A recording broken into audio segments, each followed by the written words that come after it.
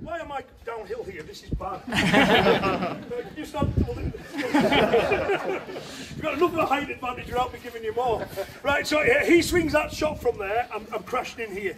I've pinned that hand. He's okay. So before he gets a chance to launch it, I've gone, no. You know, I'm stopping it wherever it happens to be. What some of you do is using the elbow. Watch it. Watch what's happening. And that's a habit. What does that give you? Apart from a sore face. So you're there. Whack, whack. He's okay. The hand's still there the entire time. Then it'll retreat as you move out. Is that okay? Yeah. I mean, you know, obviously, I may remove it if I was going to punch him with it, but in this case, when I'm hitting him with the other arm, there's no point pulling it off. Is that okay? It's just a habit, you know. But I mean, when you see that in kata, you know, it's this that you're normally doing. There's never an empty hand on the hip. Ever okay to give that a go? Yeah. Again, that's another motorable line. Never have a shite, translates as dead hand. Never have a hand that's doing nothing.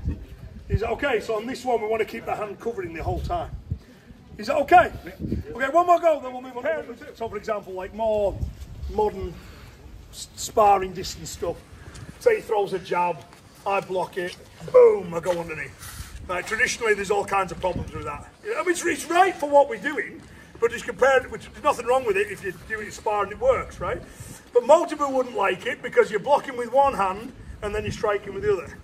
Right? The block, remember, that's translated as difficult. The true blocks of karate make it difficult for him to launch a second attack. When I go here, he can launch a second attack. Is that okay? I mean, it's fine for this distance. Also, if you can do like a lead hand oizuki or something towards the head, this kind of thing. Oh my God, people are filming this. I already got the Hikite one before. This is a screenshot I never want to see the light of day. Ian's really got off the boil, you know. That's made by AI.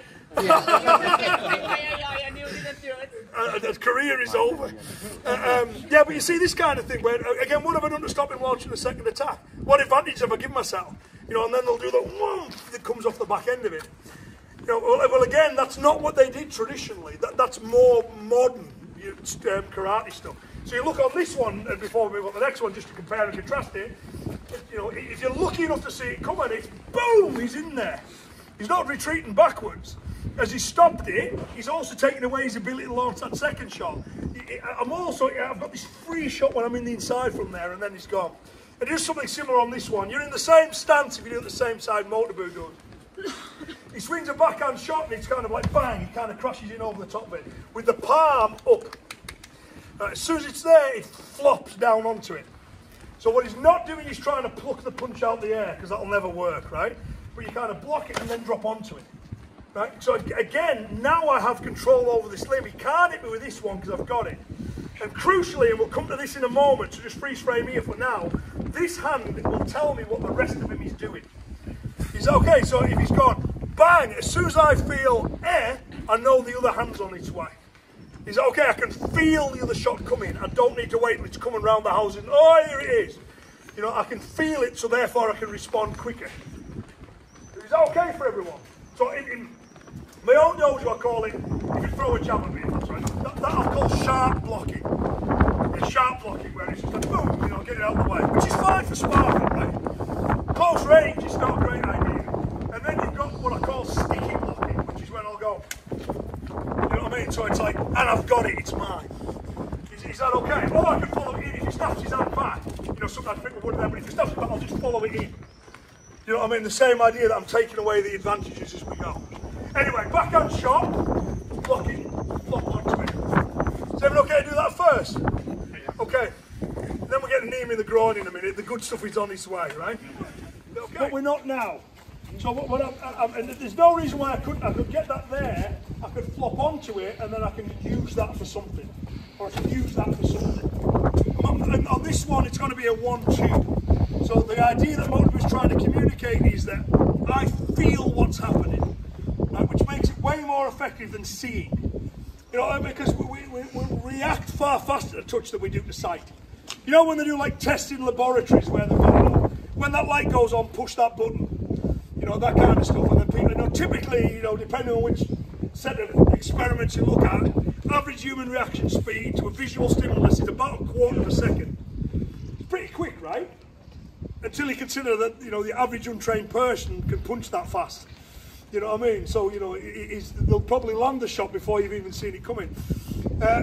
When you're talking about reaction to touch, like they'll have, you know, when this little kind of needle or bit of metal or whatever, you feel that little touch, then react, it's normally down to 1/10 of a second. You know what I mean? So we react far faster to touch than we do to vision.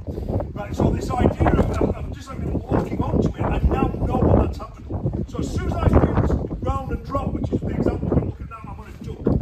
You know, I don't want to get hit by that hand. As I do that, I bring my arm up, so I'm doing that kind of belt and braces thing. I'm not sure if that translates. 2 ways of solving the same problem. Is that okay? You know, so I'm moving my head out the way, and I'm also bringing the arm up to stop it as well. So again, swings a shot from there, bang, bang. So 1, 2, if you don't mind that, go yeah, bang, bang, there. So again, from here again, fast as you like, from there, that's the rhythm for it, right? There. Then I'm on the inside with both arms stuck, ready to go again. So I've got it as an example of that sticky blocking stuff. Yeah, I don't just stop it, I stop it, it's mine now. And I'm not going to give you it back until I've damaged it and broken it in some way. Like the world's worst neighbour, right? You know what I mean? Can I borrow your lawnmower? No problem. Here it is in bits. You know, that's what you want to be. You know, thanks for that. I'll give it back when I've broken it and overused it. Is everyone okay to give that one a go? So that 1, 2. And then we'll have the knee on the end and then we'll look at the next groin. A lot. Right, so you know, there's a lot of knees to the groin, there's 2 slaps and grabs to the groin that he does. A favourite technique of many of the old masters, right? You know the story, like Funakoshi, for example, when he got mugged on a train station. Tells that story in Karate Do My Way of Life. He's walking down the train station, used his umbrella as a walking stick, and this guy comes up to him, snatches it off it and goes to hit him with it. Not realising the 80-year-old man in front of him is the father of modern karate. So Funakoshi says, you know, that he deflected the umbrella, moved in, he goes, I then grabbed him by the testicles and held him there until the police came. I always like to think the police took a while. But the other bit that amused me about that, Funakoshi then goes in his book, I am really embarrassed and ashamed to tell you this story. I thought, no you're not, because you put it in your book. You know, there's plenty of things in my life I'm ashamed of, I'll never put it in a book. You know, he's putting it in because it's a good story, enough with the false modesty. So in this one anyway, Motobushi attacks with a knee strike. Right, so from the position we're in, because bear in mind that these aren't, none of this is technique. None of it none of karate is techniques where they're going, you must do this exactly as this. That's not how it works. It's going, here's an example of the idea.